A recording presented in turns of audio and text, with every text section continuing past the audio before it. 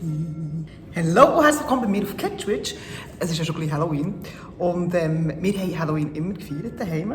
Also nicht so mit Trick or Treat, sondern es hat einfach etwas super gegessen, Halloween-Fenster und so weiter und so fort. Und ich mache heute einen kleinen Halloween-Appetizer, einen kleinen Snack und wie man das macht, zeige ich euch jetzt.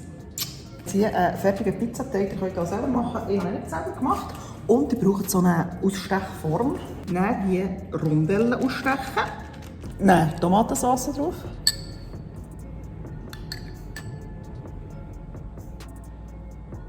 Käse drüber streuen.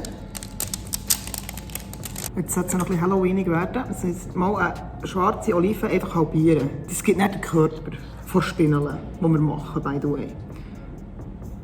Halbieren und hier dann so wie Bein schneiden. So, das sind die Körper, das sind die Scheichen. Es ist einfach so gehäckselt. Und jetzt kommt es auf die Pizza. Und jetzt fängt der Gäckchen Scheiß an. Dann mal den Körper drauf. Und dann die Scheichen.